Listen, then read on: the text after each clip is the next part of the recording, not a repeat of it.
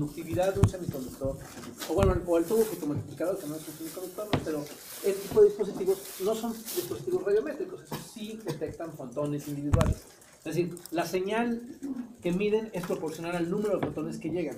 Mientras que acá, nosotros, ¿no? La señal es proporcional a la irradiancia, ¿no? La intensidad luminosa que recibe y aunque sí son parecidas, no es lo mismo, ¿no? ¿Sí? El principio de funcionamiento es muy diferente. ¿Sí estamos hasta ahí? Sí. Un fotodiodo, ¿no? Uno de estos dispositivos que para efectos de este curso le vamos a llamar fotométricos, aunque los que dan fotometría a lo mejor serían de espaldas, porque estos sí pueden detectar fuera de la banda visible, ¿no? O sea, un fotodiodo en principio puede detectar pues, las longitudes de onda para las que haya sido diseñado, y eso no tiene necesariamente que estar en el visible, pero bueno, para efectos de este curso le vamos a llamar dispositivos fotométricos, porque lo que miden son fotones, ¿sí? Estos dispositivos fotométricos, ¿no? Esencialmente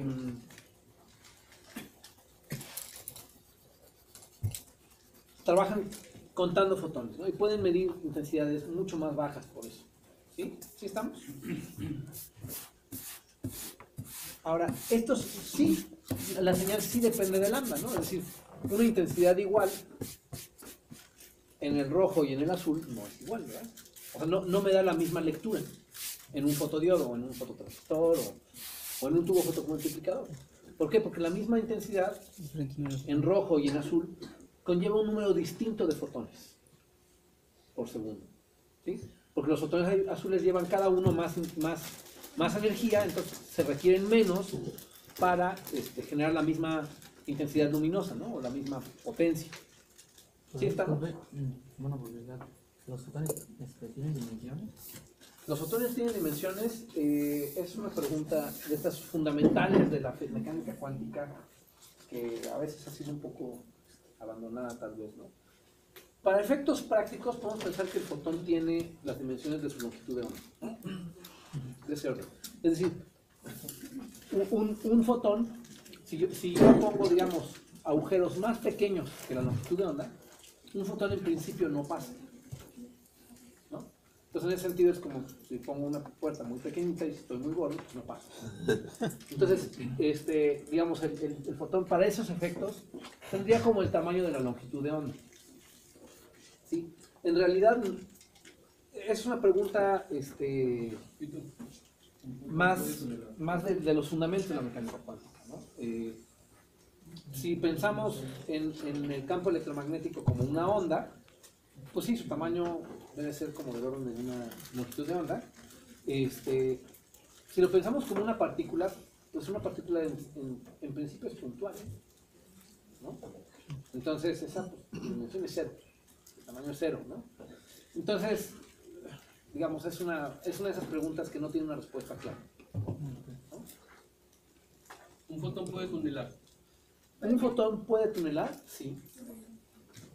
Sí puede tunelar.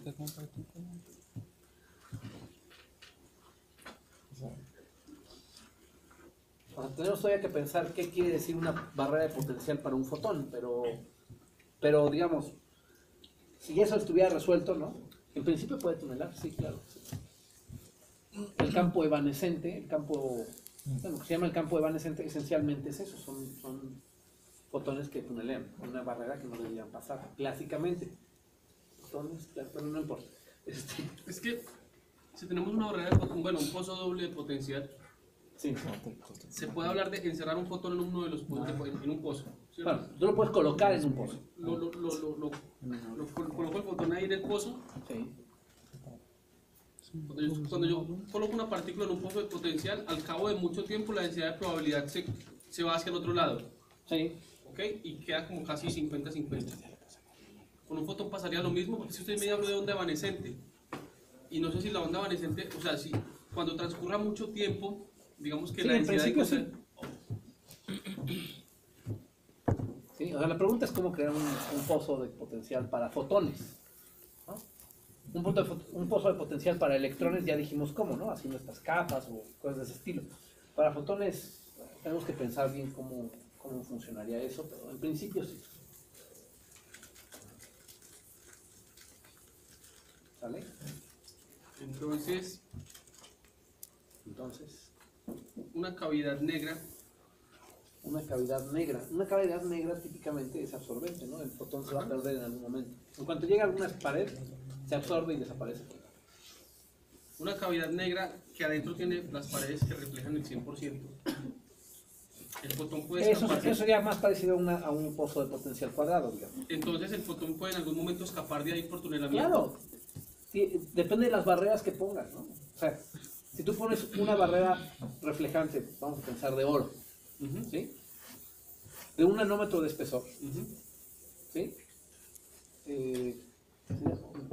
No sé si los de películas delgadas tengan alguna película tan delgada, pero una película delgada de 1 nanómetro de oro es semitransparente.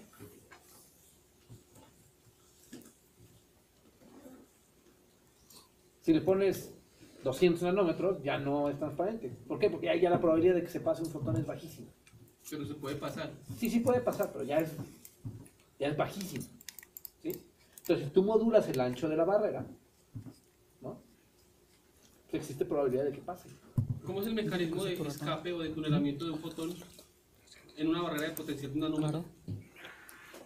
Bueno, en una placa de oro de 1 nanómetro. O sea, La cantidad de fotones que pasan y las que se reflejan, ¿no? Pues decae, o sea, es exponencial, ¿no? Como en cualquier metal. Eso lo vamos a ver aquí. es que en teoría si refleja 100%, o sea, por transmisión no podría pasar. Por eso, pero ¿cuántos materiales hay que reflejen 100%? 100.0000000? ¿Cómo? Supongo que ninguno. Ninguno. Pero digamos que en teoría, si el material refleja 100%, ¿el fotón puede pasar por otro lado o no? No. Entonces no tunela. Pero un reflector de 100.00000, o sea, no de 99.99995, ¿no? 100% es el equivalente a una barrera de potencial infinita. Ah, yo no lo veo, no lo veo de esa forma. Puedes no creérmelo, ¿no? Piénsalo y luego Es que- lo discutimos. Pero, Ok. ¿sale? Ok. Bueno, regresamos a nuestro tema, ¿no? Dispositivos detectores de luz. ¿Sí? Entonces ya vimos que hay dos familias, etcétera, etcétera. Ya vimos ejemplos de varios. Y bueno, hasta ahorita nada más ha sido todo platicado. Vamos a ponerle un poco de ecuaciones, ¿no? Entonces vamos a ver, un fotoconductor. Sí, me doy cuenta. ¿Qué pasó? No. Si pensamos que a un fotoconductor le llegara, digamos, un pulso de luz, pensemos esencialmente una delta de Dirac, ¿no? O sea, llegan fotones de golpe, producen pares de electrón hueco. ¿Cómo se comporta la población de electrones ahí?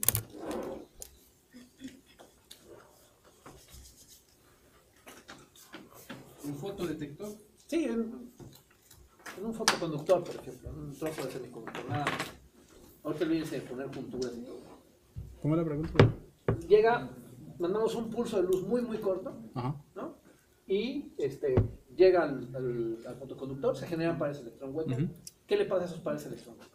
Olvídense ahorita, no pongan ni potenciales, ni junturas, nada. Se recombina. Simplemente un trozo de semiconductor, llega luz. ¿Se recombina? Se recombinan. Entonces, ¿cómo es ese comportamiento? Hay una cierta cantidad al inicio, o por E a la menos T sobre tau, ¿no? Donde tau es una constante de tiempo de recombinación. Disculpe, profesor, ¿qué es N? N es la densidad de portadores en el material. La densidad de electrones en el material. ¿Sí? ¿Qué diferencia hay entre la densidad de electrones y la densidad de portadores? Bueno, los portadores son los electrones y los huecos en el caso de un semiconductor. ¿Sí? O sea, portador es algo un poco más general. Por ejemplo, en agua con sal, ¿no? Ustedes saben que el agua con sal conduce la electricidad. Yo le pongo dos electrodos y una pila y empieza a conducir, ¿no?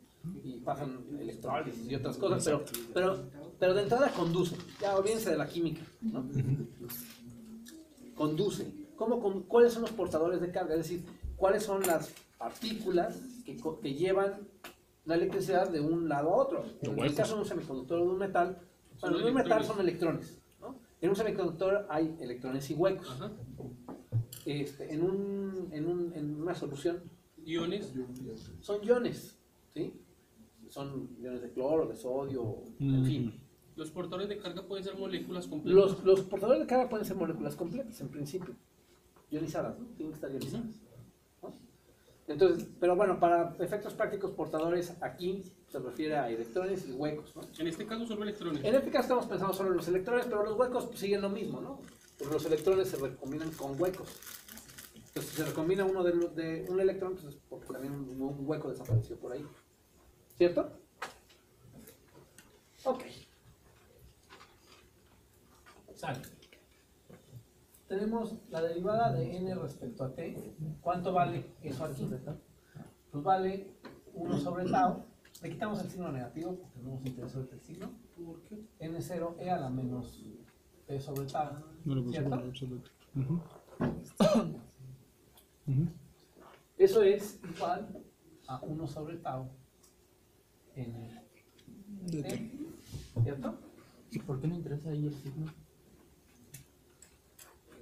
Lo único que estamos viendo es lo que me interesa es ver esta constante, no importa. Y ahorita al rato la vamos a usar, no se preocupe. Ahora, hay acá, vamos a definir una cantidad que le vamos a llamar G, que va a ser justamente esto, n sobre tau. ¿Sale? ¿Sí estamos? No, no se lo encontramos. G. No, me dijo que es una constante, n depende del del tiempo. tiempo. Ah, pero... ¿Sí? Ahora, esa, vamos a ver cómo es. Es la densidad de portadores, ¿y eso qué es? El número de portadores dividido entre el volumen, ¿no? Ujú. ¿Sí? Ahora, ¿cuánto es el número de portadores que llega, que se generan? Bueno, no de portadores, de electrones, estamos hablando de electrones. Número de electrones en un semiconductor, pensemos ya no solo en un pulso, sino onda continua o lo que sea. El orden del número de Avogadro. ¿Cómo? Muchos. Del orden del número de Avogadro, quizás. O no tanto. ¿Cuántos? 10 a la 23. No, No son a muchos. ver, depende de la intensidad luminosa, ¿no? O de la Ah. potencia, ¿cierto? Ujú. ¿Sí o no? Ujú. ¿Sí? Entonces, ahí está, un dispositivo, un trozo de semiconductor, y le está llegando una cierta cantidad de potencia. ¿Cuántos portadores se generan?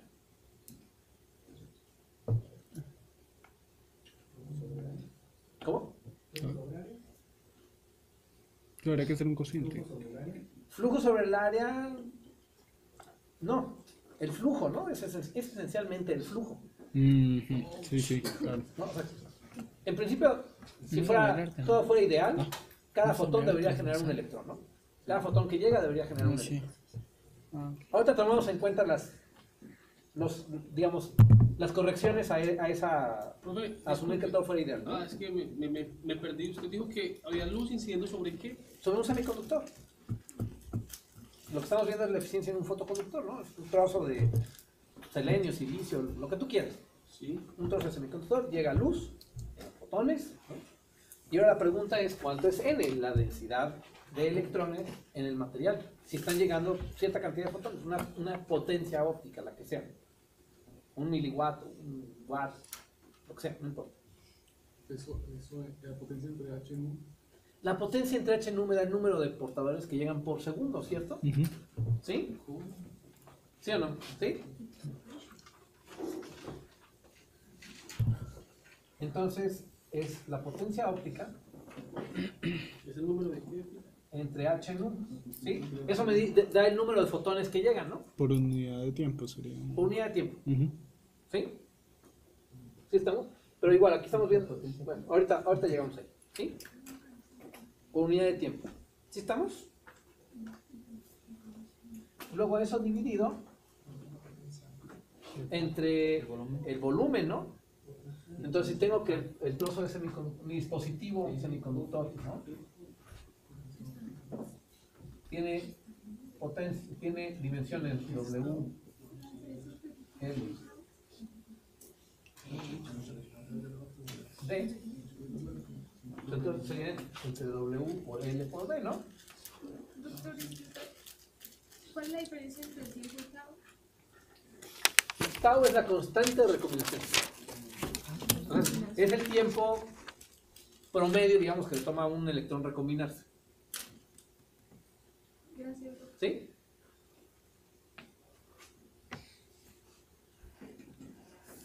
¿Sí estamos? Estamos.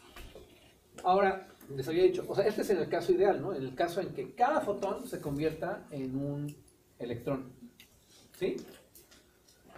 Si eso no es cierto, pues va a haber ahí una fracción que se pierdan. O más bien una fracción que no se pierdan, que efectivamente funcionan. A esa fracción se le llama eta. ¿Ok? ¿Sí? Y eso se llama la eficiencia cuántica. ¿Ok? ¿Y la tau en dónde quedó? La tau, ahorita vamos para allá. O sea, esto es densidad entre tiempo, ¿no? Cuántica.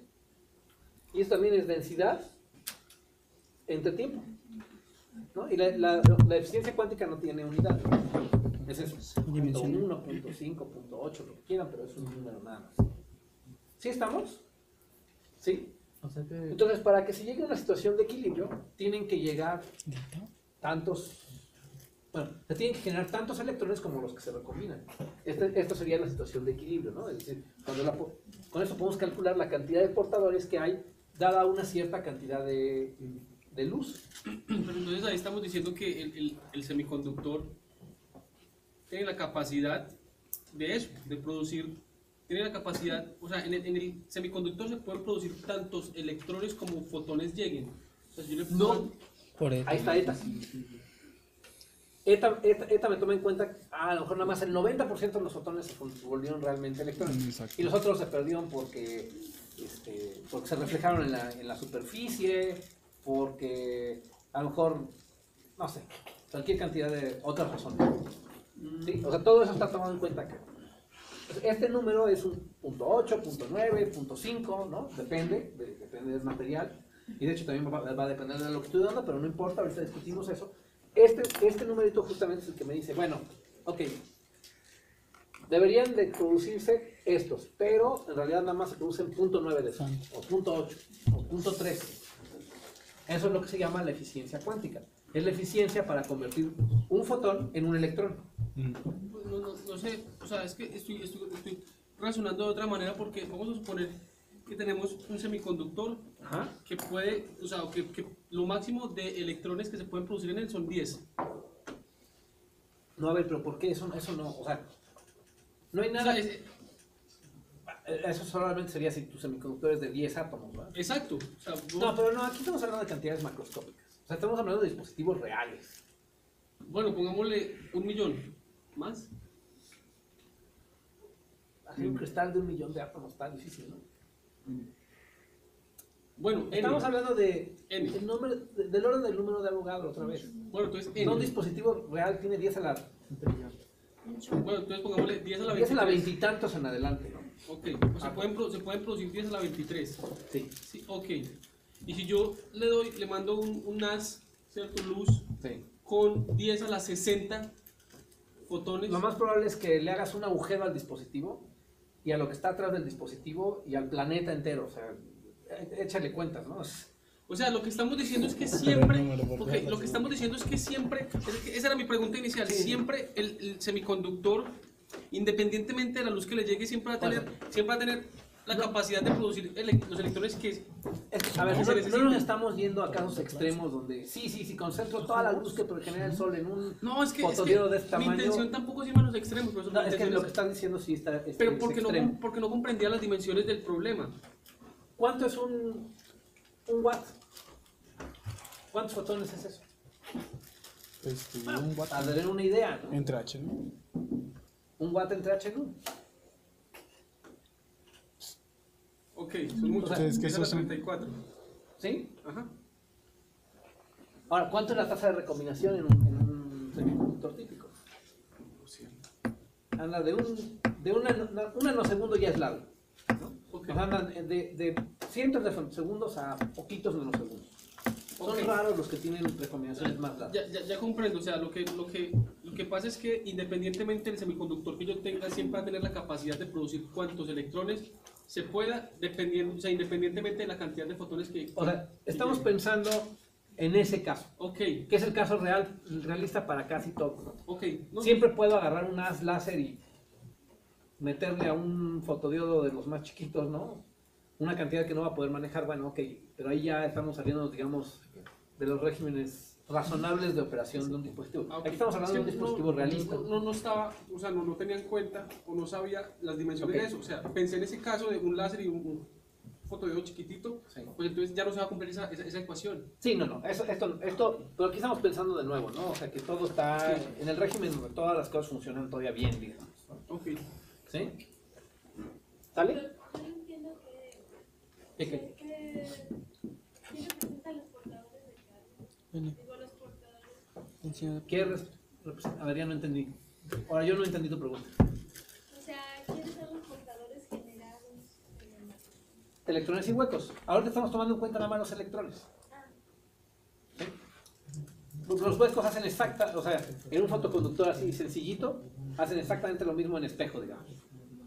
O sea, por cada electrón que se genera un hueco, por cada electrón que se recombina un hueco. Entonces, podemos escribir dos veces las mismas ecuaciones si quieren.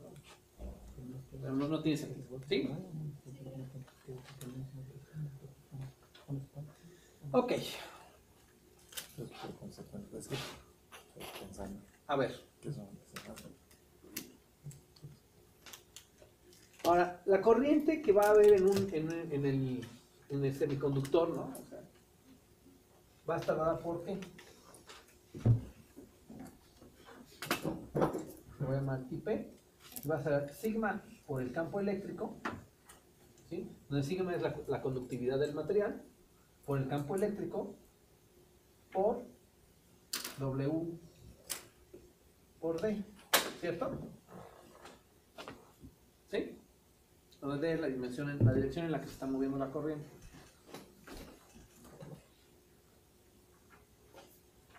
Esto es igual a mu N E W por D. ¿Sale? Entonces de aquí puedo sacar cuánto vale N, ¿cierto? Puedo despejar N y entonces ¿cómo me queda esta I? Me queda E por eta por E óptica entre H, ¿no? Por mu tau. ¿Esa ahí qué era, profesor? Es la corriente que va a producirse ahí en el material dado un campo eléctrico, ¿no? N. ¿Sí? Ahí está asumiendo la posición preferencial en la cara W delta. O sea, ahorita la corriente va a fluir en esta dirección, ¿no? En la dirección D.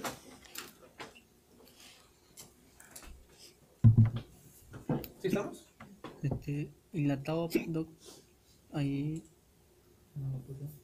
La tau, aquí está, ¿no? ajá, pero, Pues aquí despéjenle, cierto, ¿no? sí, sí, Pero, sí, durmiendo. ¿Pero qué? pues yo le pedí, tengo que encontrar en igualdad una tau. Pues ahí está la tau. Sí, pero del otro lado. No, aquí el tiempo está en P. P tiene el tiempo. Ah, ok. Sí, sí. ¿Qué tiempo? O sea, a ver, digamos, ¿qué es lo que va a suceder? Está el semiconductor. Llega la luz y se genera una cierta cantidad de portadores, ¿sí? Por unidad de tiempo. Vamos a decir 1000, ¿no? Si se recombinan 1000 durante esa misma cantidad de tiempo, pues entonces, ¿cuántos portadores quedan? Ninguno, ¿no? Si genero 1000 y quito 1000, pues me quedé sin ninguno, ¿no? Ahora, para que se llegue a una situación de equilibrio, la cantidad de estos que son los que se recombinan, ¿no? Son los que se pierden, ¿sí? Para llegar a una situación de equilibrio tenemos que generar los mismos que los que perdemos. Ok. Estos son los que se generan, ¿no? Es la potencia óptica, o sea, es decir, este es el número de fotones que hay entre el volumen, que es la densidad, ¿no? Por unidad de tiempo que se generan, bueno, multiplicado por la eficiencia cuántica, porque nada más se genera una fracción. Solo una fracción de los fotones realmente generan electrones. ¿Sí? Entonces, esta es la condición de equilibrio. Sí, sí. ¿Sí? Entonces, en la condición de equilibrio sucede esto. La corriente está dada así. ¿Cierto?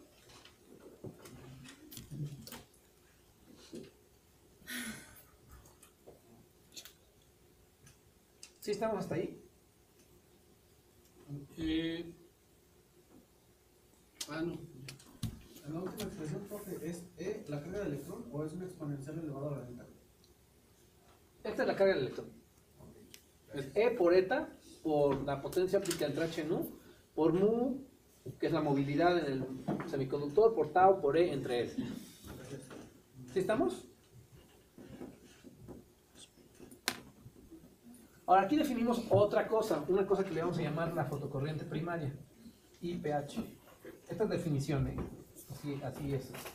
E por eta por P óptica entre H en U. ¿Cómo? ¿Sale? pH, ¿verdad? Y pH. IPH, sí. Se llama fotocorriente. Una definición.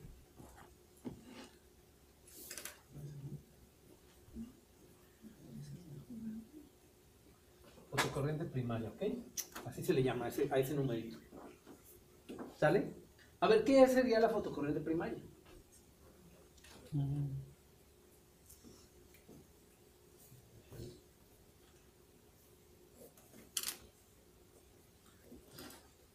Un momento, profe.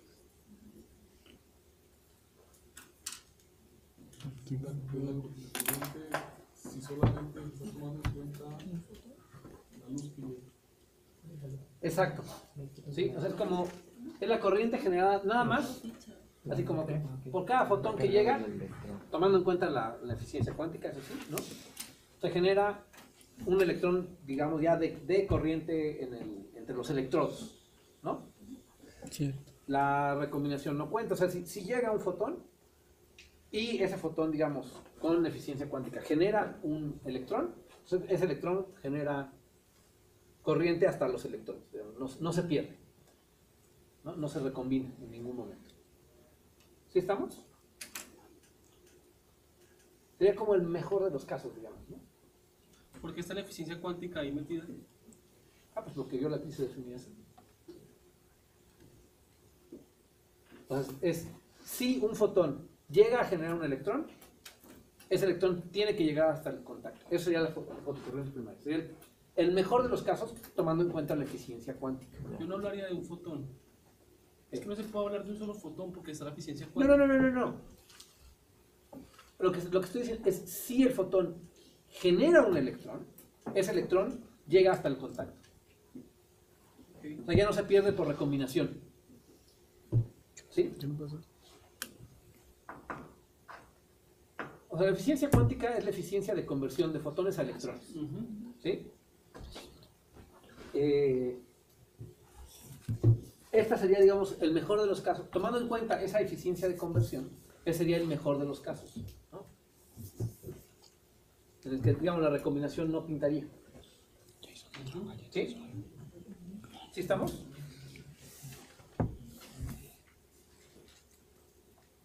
¿Ok? Entonces definimos otra cosa que se llama la ganancia, que va a ser igual a IP sobre IPH. Ese. Eso es una H. IP sobre IPH. O sea, es decir, Sí. esta entre esta. Ajá. Sí, ¿Sí? claro. Entonces carga el electrón se va, la eficiencia cuántica se va y este término se va. Y nos quedamos nada más con mu tau E sobre L. ¿Sí estamos? Sí. Y esto es igual, voy a reescribirlo, mu E sobre L por tau. ¿Sale? Ahora, no es el minúsculo, es el minúsculo. Esto hagan las cuentas. ¿Ok? Esto les queda de tarea. Hacer esas cuentas. Esto es el tiempo de tránsito del electrón a lo largo del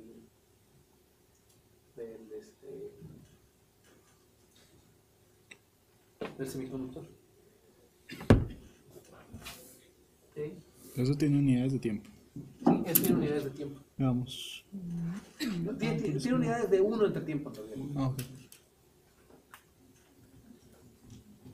Profesor, nosotros estamos suponiendo que el flujo que ese flujo está llegando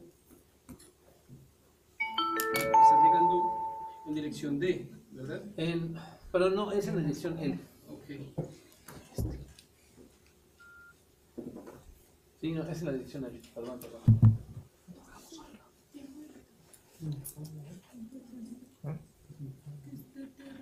La cual la E. Tiempo de tránsito. Sí, es mu por el campo eléctrico entre L. Es el tiempo que le lleva. Bueno, en realidad es 1 entre el tiempo, no es el tiempo, es 1 entre el tiempo. ¿Sale? Entonces, esto es igual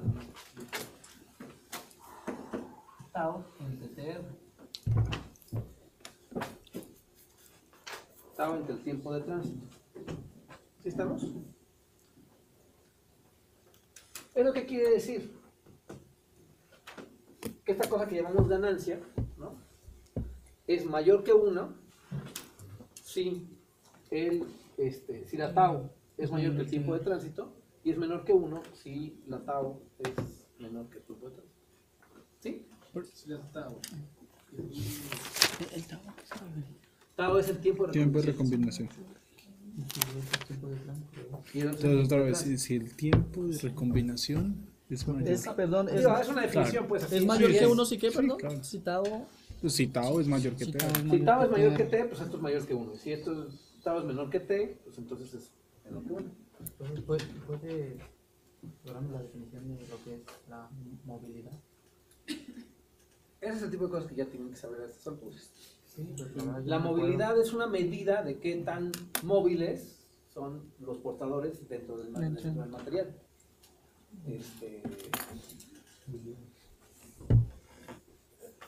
Sí, eso es. ¿Sí? Es decir, qué tan fácilmente se puede mover un electrón dentro del material o qué tan difícil se puede mover dentro del material. O sea, si la mu es muy grande, se puede mover muy fácil. Si la mu es muy chica, no se mueve muy fácilmente en el material. En el fondo está relacionado con la masa efectiva, que está relacionado con la curvatura, ¿no? Con qué tan cerrada o abierta es la parábola en la estructura de bandas, ¿no? En el fondo. Pero eso, denle una repasada en el Resnick, ya se los dije.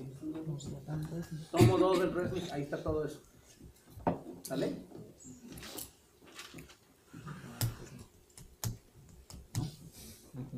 ¿Qué pasó? No. ¿No? Time. Ok, a ver, vamos a ver. Ah, lo pasa. Hay mucho. Una cosa que es importante en estos dispositivos y de la cual no hemos hablado. Ahora, estos conceptos de eficiencia cuántica y todo eso, todos son, a final de cuentas,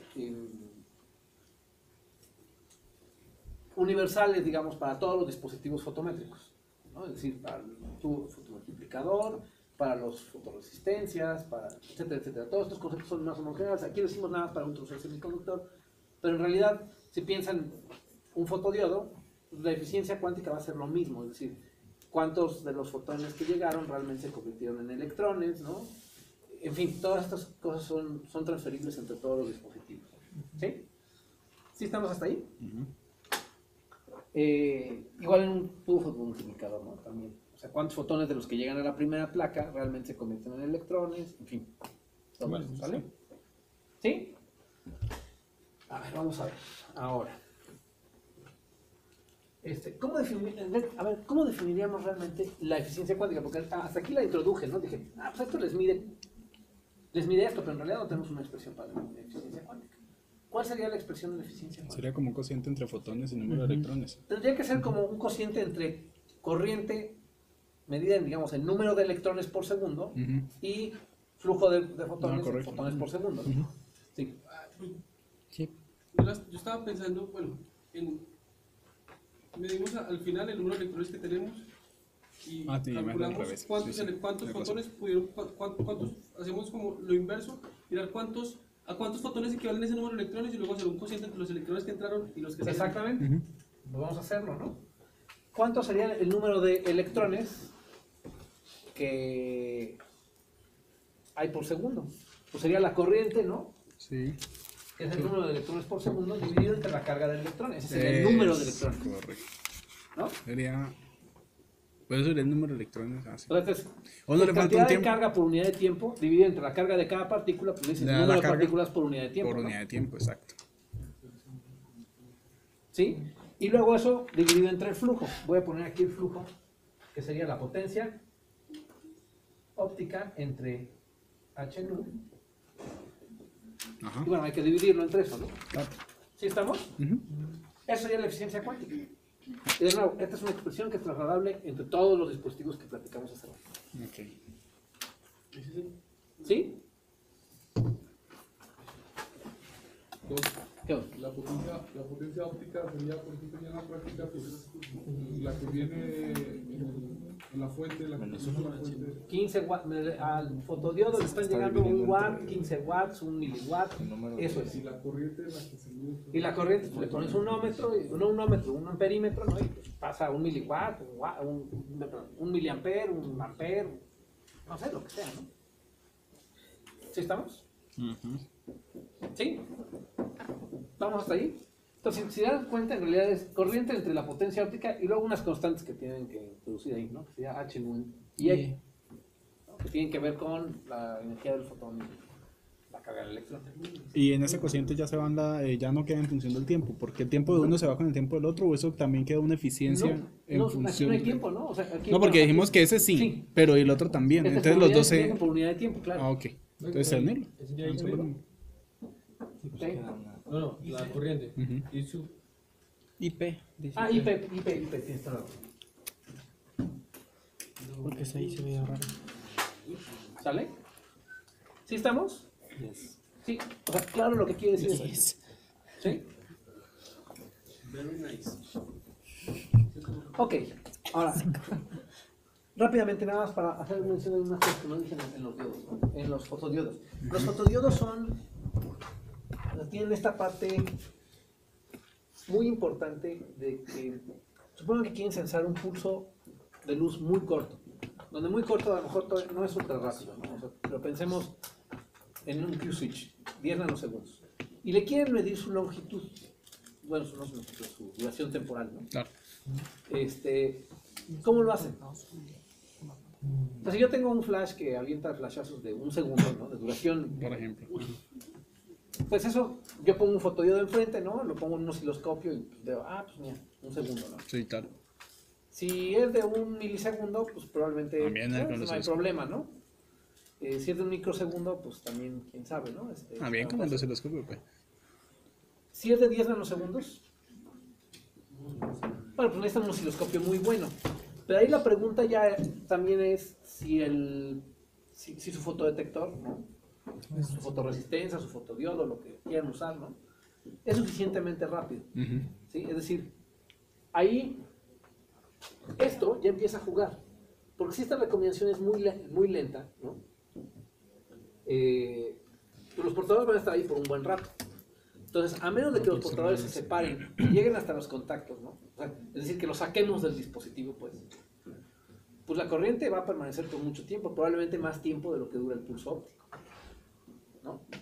¿Sí? Ujú. Entonces, digamos, hay dos formas de remover los portadores. Uno es con una tabla muy chiquita, ¿no? Si esta es muy chiquita, se recombinan tan rápido los portadores que la corriente, digamos, pues dura esencialmente el perfil temporal del pulso, ¿no? Porque los portadores desaparecen casi instantáneamente, ¿no? Hacer eso es malo porque los semiconductores con tiempos de recombinación muy cortos típicamente tienen malas movilidades, ¿no? Es decir, Y no dan una buena ganancia. ¿Perdón? No dan una buena ganancia. No, una buena ganancia. No lo vemos en términos de la ganancia. Veámoslo en términos de la movilidad, en realidad. Bueno, sí, de la ganancia, pues. La movilidad se vuelve muy chiquita. O sea, tiempos de recomendación cortos también implican normalmente movilidades pequeñas. Es decir, son malos conductores, pues. ¿Sí? Entonces su señal se hace pequeñita. 50 ¿Vale? Y entonces, bueno, pues si su pulso de por sí era corto y a lo mejor contenía pocos fotones, y luego su detector es malo y les produce una corriente porque es un mal conductor, la corriente se hace muy chiquita, pues ya perdimos, ¿no? Porque la señal se hace chiquitita, a lo mejor indetectable. ¿Sí? ¿Sí estamos? Entonces, la otra forma de que los portadores sean removidos rápidamente, ¿no? Es no por recombinación, sino haciendo el tránsito corto, ¿no? Este tipo de tránsito. Hacerlo corto. ¿Sí estamos? Ok. ¿Sí? Y para eso, por lo que necesitamos es que, o bien la velocidad sea muy alta, cosa que no tenemos mucho control sobre eso, podemos incrementar el campo eléctrico, ¿no? El campo eléctrico, pero lo podemos incrementar hasta cierto punto. Si se nos pasa la mano, quemamos el dispositivo, ¿no? Entonces ahí hay una frontera máxima, hasta ahí llegaste y no le puedes poner más voltaje, ¿no? ¿Sí estamos? Bueno, pues, precisamente por eso los fotodiodos los apagan los